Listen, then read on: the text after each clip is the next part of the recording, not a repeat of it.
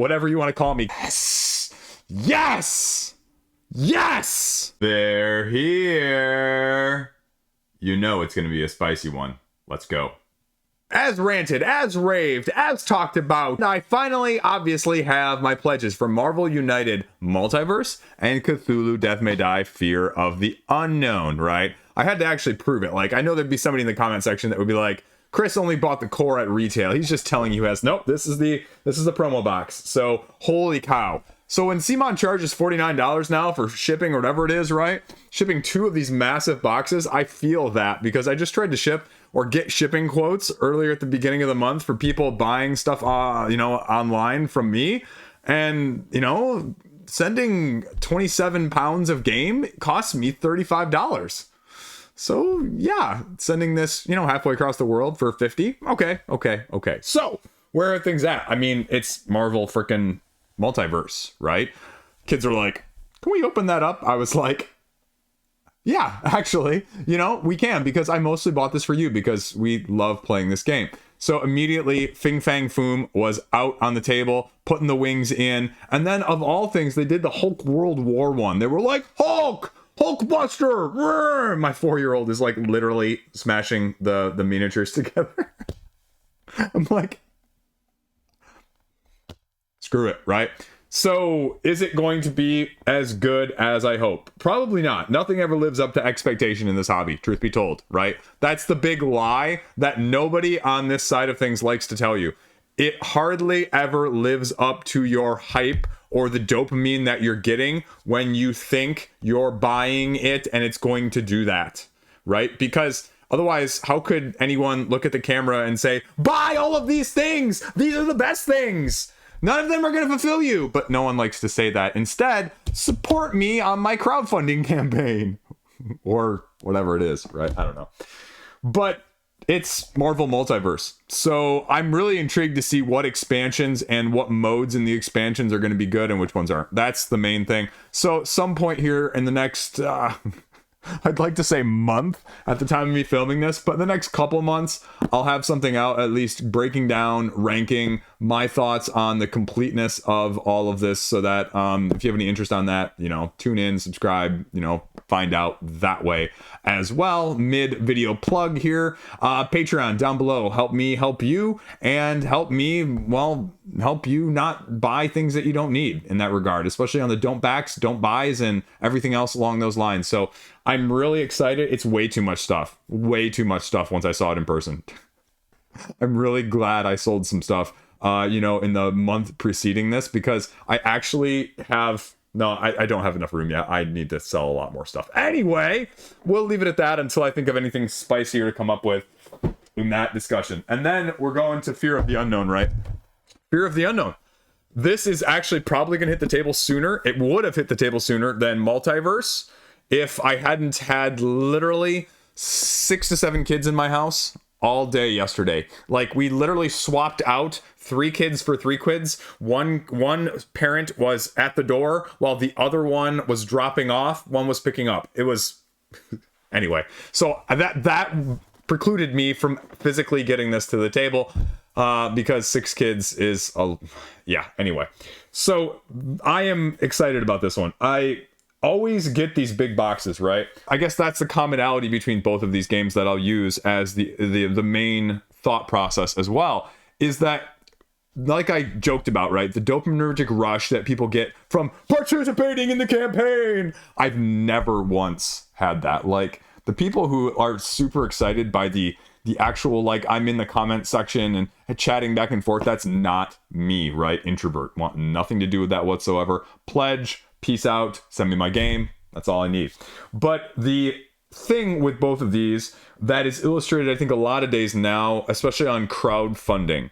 Or, you know what, I'll make the flip, even at the retail, because speaking from my own retail experiences, as well as a few crowdfunding experiences from last year, when I receive stuff, when that big box arrives, right, that is by far and away, I have found, the truest test of how do I feel. Am I kind of like, oh, it's here? Am I like, yes?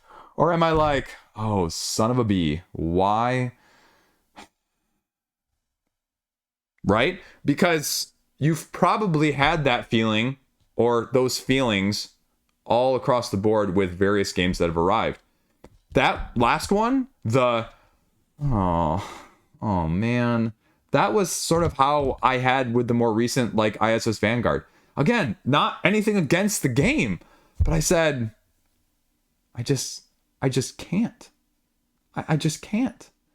And with both of these, I was like, yes, yes, yes. That is the sign of, you know, what you want. That is the sign of stuff I know will get played, that I just freaking love. So these are the two standouts, finally, 2025, for things that should have been in here in 2024. Oh, geez, take that for what you will. The only other real buy that I've had in the last month or so, again, this is one of those games. If you are a subscriber, a long-term subscriber, for like at least the last 6 months, I don't know.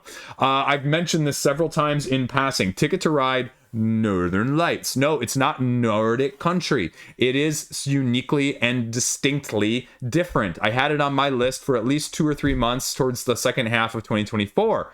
As a Ticket to Ride that I said, okay, I think researching wise, this is the best one. This is the best fit. This is the most variability in the scoring, in the gameplay. And I had been looking, speaking of eBay, several times, another save search on eBay, and it was ranging between like $88 as the low for like the last 6 months on eBay, up to like 108 shipped to North America. Because in case you're not aware, where this one is coming from and where this one is the main issue, is that this is not distributed in North America. So it's only in the Nordic countries. So you have to import it. Well, I had actually completely forgotten, but speaking of those emails from publishers, I actually had signed up for a restock notification from Board Game Bliss up in Canada. And all of a sudden, in my inbox, for $66. Plus, I mean, it was like $10 shipping, I think it was. So $12 cheaper than anything I've seen in the last month. And it's actually at least about $100 at the time of me filming this. So, you know, a good, 25% off what it would have been otherwise. And we've already played it twice within a week of getting it. And we really like it. My 10-year-old was super excited by it. He's asked to play it repeatedly since then. We just haven't had time, even over Christmas break. Because, again, aforementioned, kid parties, play dates all the time. So, he says he wants to play it, and then, he's got 3 friends over and they're doing laser tag and they're doing Brawl Stars, and then they're doing Ember Knights, which is the latest roguelike game that they got on Nintendo Switch. So, but I'm very, very happy with this as well. Very, very, very happy with this. It's not going to win any like outstanding Game of the Year award things, but if you said Ticket to Ride, I'd say get this one and it's awesome. But I'd also say maybe don't get it, because it's probably not 3 times as good as the other Ticket to Rides that you can maybe pick up for a similar price, unless you're a Ticket to Ride junkie. And then this one might actually be the one to get as a whole then. And then 2 updates over the Christmas holiday and sort of beginning of January. My wife and I said we'll be doing a 10 by 10. We talked, and she realizes how important this sort of stuff is to me, because I'm very bad at communicating that. It's not on her whatsoever. And so I said, okay, would you be willing to do this with me for the first time ever? And she said yes. So we're going to do a 10 by 10. I'm going to have a 10 by 10 video out telling you what 10 by 10 games we're going to be talking about. In case you're not familiar with what that is I choose 10 games, and then I play at least all 10 of them 10 times. And that sounds very simple. That sounds very trite. But at the same time, as a reviewer, as a whatever you want to call me, content creator, influencer, YouTuber, whatever, right? Like, that's, not necessarily what I do. I played almost like 140 different games this past year. And I think the year before that, I was somewhere in the lines of 160. So I'm not getting 10 plays with all of these. I'm not getting 10 plays a year of this.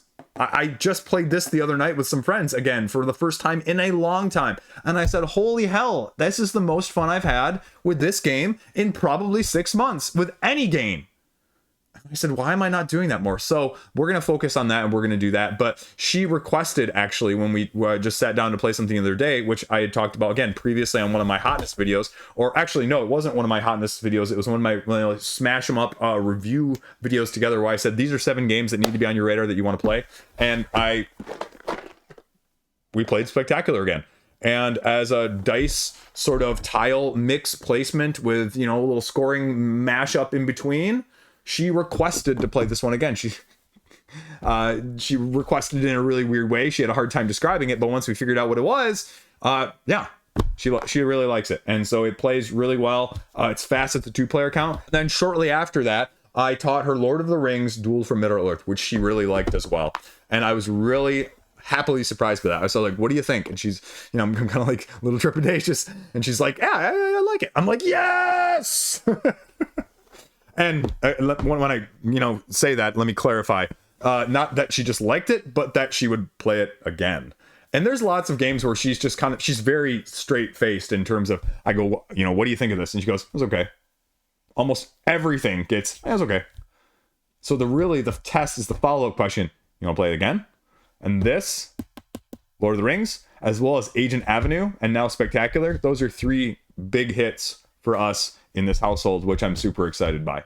And Marvel United for the kids. So absolutely outstanding last month or so. This is a whole separate video, but I'm going to include it here with this one as well, because you probably won't watch that one, and more of you will probably watch this one. So I made the mistake of buying retail again last month in December, and I picked up a few retail games. This was included with, I forget what else came with it, to be honest with you. It's been that good, right? Oh, that's what it was. I bought Slay the Spire and the 2 Bullet expansions and Res Arcana Duo. And Boardlandia oversold the Slay the Spire, so they're like, well, you know, after I emailed them, because it had been a month since I bought it and they just didn't tell me that they oversold it and they weren't going to send it my way, I said, where's my order? And they said, well, we oversold it. Do you want the rest of your stuff? Yeah, I would like the rest of my stuff because your reprint's not coming maybe until March. And this was in the order placed in like November. So I was like, eh. But anyway, I digress. Res Arcana Duo, right? I said more Res Arcana. The 2-player, you know, duo trend. What could go wrong? It's not great. It's fine. If you're going to incorporate this with regular Res Arcana, I think you're going to be very happy. If you're buying this as someone who just wants to dabble in Res Arcana, it's meh. Because the amount of cards that you have just don't give the depth that you want. And you get a little static and you can draft them and it's fine. But you're best off with this if you're just looking to be a completionist like I am in Res Arcana. Otherwise, I feel like I'm just going to do what I did with the expansion boxes and chuck them. And chuck this box, because I don't really ever want to play this as a dual version. I'm going to incorporate it into the base game, which is sitting right up there above Dead of Winter, Quacks of Quedlinburg, and Dragon Castle. And, you know, just chuck this as a whole, because I don't think this is one of the better duo games. I think it's fine. It's the exact same. It gives you just more variety to incorporate. But I'll make the argument that if you already have some of the other stuff, this is completely and utterly non-essential whatsoever in that regard, and you'll be fine not having it in that sense. So that might be a little controversial, but as someone who loves the game, I didn't feel like it was adding as much as I'd hoped for in a different way, and that's okay, because then, again, it means that you don't have to feel like you need to buy it, which saves you money and saves you learning from my mistake, potentially. But that leads me to the other one, Vale of Eternity. I guess we'll throw in as a bonus one here at the end. I bought the Artifacts expansion in December, got it in December, played it. It's beautiful. I like it. It adds more variety to the base game. It gives the artifacts, which are sort of, again, speaking of like the Res Arcana, sort of like the places of power there, or not the places of power, the artifacts in there where, you know, you grab one each round, you use it, and then you put it back and get a different one. So it does the same thing there. Actually, I wouldn't be surprised if that's where they got the idea, but it works. And so it gives you a little less meta, because then your deck is also just a little bit bigger with a few more advanced cards, and it just doesn't change up the formula too much in that way. So I'm actually much happier with it. And now I'm realistically taking it off of my for trade list. I had it on my for trade list for the majority of the time I've owned it, probably the last 8 or 9 months. And so now I will be taking it off of my for trade list, because it's going to stay, because the expansion has caused that to make me much happier with my foolish purchases. Between the time I filmed this originally and the time I actually get to air this, I picked up Compile. I bought it off of eBay from a local game store in Michigan for at cost, so I didn't get scalped on the secondary market on eBay or Board Game Geek or whatever it is. $19.95. I liked it so much that we played it, and I got me the Compile auxiliary pack with 2 new protocols to go along with it, and I said, okay, this is a keeper. How much of a keeper, though? Am I having regrets about picking this up too soon? Well, that's a whole nother video. And that just kind of begs the point, right? Like, do you have the dopaminergic rush of buying as much as playing. Do those always meet? I said this once or twice elsewhere in other videos. Like, it just never quite, right? Like, buying and playing just can't quite get there always. And I think that's the main trouble with the hobby, right? We're chasing this high and we're just chasing it in that regard. So that has to be kind of thrown out there too. And you know what? I'm going to do something different here at the end of this video. And what I'm going to say is I'm going to go through, as you know, talking about December and January, looking back on both of them combined. What were the 10 best new games to me that I played? Because, you know, otherwise we'd be always talking about things like The Loop or Summoner Wars and that way. And so I'm going to give a couple honorable mentions here of what didn't make the 10. And then I'm going to go 10 to 1 really quickly because your time is valuable and I'm not going to make it, you know, like super long and exaggerated. I'm known for rambling on my channel in case you're new. So, number 1, Foxpaw just ended on crowdfunding. I covered it. I reviewed it. I did a video separate for it. It was fine. If you like the Harry Potter theme, all for it. If it doesn't do anything for you thematically, it has wait and see written all over it. And I just wasn't super impressed by overall worker placement aspects of it. The dueling and the mix match of the mechanics as a whole and the rotational system of the spells. I just felt like something was missing there first and foremost. Then right next to me here, the review, White Death and Zombicide. Again, like, it's fine, Zombicide, right? If you like Zombicide, you'll like it. If you're looking for anything that terribly new or innovative, I wasn't overly impressed by it. Also, I feel like, and this was my main criticism, lost in the, you know, quagmire of my review. Again, no, I wanted to like this, right? And I just felt like it just hasn't kept up with the times, especially when you've got a massive Darkness 2 situation running simultaneously. From that aspect, it just left me wanting in all regards. And I don't feel like that core box is necessarily, again, as good as it should be, right? Zombicide, I think, is probably their biggest property that still skews super heavy FOMO, super heavy if you don't have the stretch goal box. It's just not going to be necessarily as good. Although, you know, that and its Marvel United compatriot give it a run for its money in that regard. Avalon the Rivendell, which I talked about in December, I did the review on. I'm not going to say any bad thing about it, but it was just one of those limited play style, limited play test, limited just everything in terms of what I feel like it's going to be still significantly different enough compared to the end product that, again, I just go, I don't know, right? As a non, you know, like super heavy into area majority person that I am. I think it was good. I think it's going to be a ton of troops everywhere on the board at all times. And it's not going to be one of those where you're going to have to be strategic. It's going to be flooded as much as you can, felt like, with a heavy asymmetric emphasis. And if you don't want the asymmetry or your group can't handle the meta style of that, the experience difficulty, the experience differences as well in play style and just comfortable level with the game are going to make that game a little bit harder for anyone if that's not your vibe in the first place. And then, you know what? This one is an honorable mention for a completely different reason before we get to number 10. This is freaking Snackosaurus.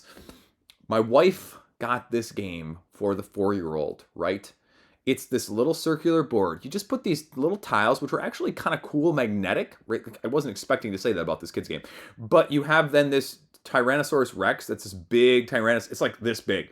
And you squeeze its tail, it's got like a button on the top, and its tongue just shoots out Yoshi style. And if you can grab one of the snacks on the spots, you get it as a second action as part of your turn, because the first action is you roll a die and you just move your little caveman around the edge to grab one of them. But you can either grab one of the tiles, if you're lucky, with the Yoshi shooting tongue, or you can knock off one of your opponents to get one of their tiles, because the first to get 3 matches, 3 pairs, of the 5 different, you know, snacks that there are wins. Kid loves it. Right? That's why we do this. So number 10 is Challenger's Beach Cup. I got a chance to play this with my couple's game night group, And we played it, I don't know, with like 6 or 8 people, and I got second to last. I love games and I suck at them. I mean, it's war meets deck building, and the problem is you don't know necessarily what's going to be in there. And the other problem with it is, you use all but like one deck at the higher player counts, or two, I forget what it is now. But you just need more variety in the base game alone. Like if you have both of those, it makes sense that you could combine them, and then it would really work well because of the rotational system. But it again turns into a little bit of a meta after a couple games, and nothing wrong with that. But it's also a complete another crapshoot that war is. So it's a fine experience. I'm happy to have it because I don't have many that play at that count that well, that are really easy to table and teach. So I'm happy with it from those aspects, but it won't be any higher on any other list than that at this point, and I'm not going to review it because there you go, that's my review of it. And then number 9, again, this is a niche within a niche. I talked about it in my top 25 games of 2024. It hit up the end of December, and this was World's Banner Factions. Again, it's a fantastic game, but it is so much akin to me to like Millennium Blades and Guards of Atlantis 2. I'm staring at the expansion box of the hero packs that I got on the mail recently from the crowdfunding campaign that I backed. But I mean, that's what it is, and the core box is awesome. The extra expansions just give you more flavors of what's already in there, and it's an experience game. It's a chaotic, crazy experience game that is wholly and solely based on card flippage and randomness that goes along with that, with a little bit of tactical strategy. So it's fantastic, though. It's like nothing else that you have in your collection. I guarantee it. Okay, unless you have Duel of Ages, because that's what it's based on. So that's number 9. Number 8 is, Ticket to Ride, Northern Lights. I really like this game. And it's going to be interesting to see once we finish playing through, hopefully shortly after this video, the Ticket to Ride Legends of the West, what we are playing through legacy-wise right now, how that compares. And again, I've seen some comments that people are like, hey, I actually am playing this game at the end of Legends of the West, but right now Northern Lights for me is head and shoulders above every other Ticket to Ride I have ever played, and I'm happy to have it in my collection forever. I imported it over from Board Game Bliss, who imported it over from Europe because it's actually not available in America. And it just does well at a higher player count. It has variable objectives that you can go along with it, and it just is exceedingly awesome for what it is. Number 7 here is actually Intent to Kill next. 25th Century Games just ran their crowdfunding campaign, speaking of imports, their import collection campaign, and it's just actually sitting right here, so I might as well pull it out. And it's just freaking awesome. It really does work for what it is. It's a great 2-player, slightly deductive. You need the chaotic advanced mode to go along with it, because otherwise it's a little bit too deductive, and it definitely plays better on the detective side of things than the murderer side of things. But the dynamics that it offers is, again, something different. It's not pure deductive. It's a little bit of crazy power. It's a little bit of deducing. It's a little bit of luck. And it really, honestly, shouldn't be as good as it is, but it actually exceeds my expectations. Like, if you took deduction Murder in Hong Kong, made it much less random, and again, made it sort of a 2-player game, it really, really shines. So, complete surprise there. I wasn't expecting it to be bad, but I wasn't expecting it to be that good either, if that makes sense. Then number 6, again, I did a video for this. I'm not even sure if I have it up here anymore. Let me check. I have a huge pile sitting down right here. Nope, it got shelved downstairs, and that's Everdell Silverfrost.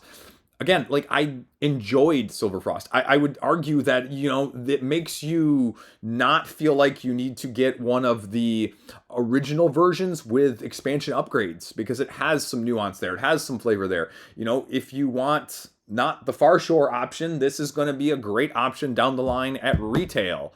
I still think the mountain and the tree is a little bit too gimmicky for me. I'm not a fan of the table presence that doesn't add to significant gameplay. I understand it. It's cool. People do like that. I am not as always, I definitely have my flavors, right? We all do. But I'm definitely not as always with that sort of thing. But the snow and the beacons and the crazy monsters that you can summon, the creatures, if you will, are a really, really nice touch. I wish it did have the slight twist of the variable worker placement spots like number 5 does with Everdell Duo, and the rotating worker placement spots that are going to change round by round. And I really like the track marker on Everdell Duo of moving across, having these separate actions that are either going to move the sun or the moon ones that will then allow you different variability in terms of what market cards you're going to be able to draft. And I think it really does really well. Now again, the argument against this in Azul Duel, spoilers for a second, are that, the originals play well at 2 and you can play them well at 2. And I won't disagree, right? But, I've also seen ones that, with this slight twist, sometimes you don't want the hour and a half version. You want the 40-minute version of this, the 30-minute version of this, to play twice in a row and get the full condensed experience. And this does that in spades, and it's different enough that it doesn't make you feel like it's a complete, utter repetition of things. So I like it from that aspect. And speaking number 4, Azul Duel. And, again, I will make the argument that if you have original Azul, that is probably the best for all player counts 2, 3, and 4. Period. But if you're only going to play this at 2, this gives you, again, enough spice of how you're stacking the tiles up and grabbing from multiple ones in the sun and moon portion of things with the slight tile asymmetry. It's going to be a little bit more puzzly, a little bit more brain birdy, and it's, not as necessarily pure cutthroat as the other original can be. But if you asked me for all player counts, it's still, like I said, going to be Azul. If you ask me for 2 player counts, it's going to be Azul, then Azul Duel, greater than all of the other versions of Azul that are out there already at this point, hands freaking down, if that matters to you, or if you're a Azul aficionado. That's where I'd be going with that one. Number 3, Yomi-I, Road to Morningstar, right? Like, I have a type, and it's 2-player asymmetric battlers, or asymmetric in stuff in the first place. And Yomi-I is excellent. You can make an argument to me again that the crowdfunding project was expensive, but if you break it down nuts and bolts per character pack, it's not anything different, or actually, it's actually slightly cheaper than what, say, this is if you piecemealed this, or Marvel Champions, or any of those other ones along those lines. Problem was, if you're going to do it, you're going to want them all because that's what we tend to do. And so, yes, then, the lump sum to get in is greater. The piecemealing it along the way, which oftentimes I feel like our hobby overlooks and discounts because, I haven't spent that much. Oh my gosh, how much have I spent on Marvel Champions? How much have I spent on Marvel Legendary? How much have I spent on Marvel United? Again, if you get piecemealed, $12 to $20 a month, that's more palatable than spending $200 up front and never getting anything else for it, right? It is. That's a rough truth that I think we don't like to admit because that's what happens a lot. So that was number 3. Number 2 is sitting right behind me here. Fellowship of the Ring, the trick-taking game. It's fantastic. It's, without much doubt, already January, it's going to be on my top 10 list for the end of the year. And I thought about doing this like by quarter, or even, I know I did it last year as like the first half of the year, and then, as sort of a midway, where are my top 10 games. But if I did one for quarter 1, if I did one for, quarter 2, if I did one for quarter 3, and by the time 2025 ends, I would be, right now, I would be absolutely shocked. This year would absolutely have to be knocking my socks off to the end of the earth and back to knock this out of the top 10 right now. It's fun. It's thematically incorporated. It does the thematic upgrade that Lord of the Rings Duel for Middle-earth does for trick-taking here, right? I'm not going to make the argument to you that this is like the absolute, utterly best trick-taker I've ever played. I'm not going to make the argument to you that, maybe you like the crew better than this and that I can't change your mind. But it does what Duel for Middle-earth did for the 2-player aspect, where the thematic incorporation makes people want to play it when they're not necessarily looking for a game that way in the first place. And it does this for trick-taking when trick-taking is not that popular of a mechanic as well overall comparatively within our hobby. And so that and the crew, boom, great gateways, great into things, great just getting stuff played in general. And so what was number 1 of the month? It was Marvel freaking Multiverse, right? I got my copy at the beginning of this video, right? I wasn't kidding. We have played the hell out of this game. I haven't played all the expansions. I want to play all the expansions. I want to get it more played, and we'll see where it goes from there. I mean, yeah, and again, spoilers here at the end, right? Like, there's a reason like this wasn't on the list. I didn't get this till February. And no games were actually hurt in the making of this video. So this one will be talked about in more detail next month or on a separate dedicated video, including a couple other games that I've gotten recently that have just been worth talking about. So there you go. That's where things are at. Best of December and January, going into the new year of 2025. What was high on your list and why? Let me know. Hit it up down below. Subscribe if you made it this far. Patreon update for folks this weekend as we hit through another set of games on crowdfunding. It's a little bit bigger week this week, so let's see what you got. Thanks for watching. Peace out.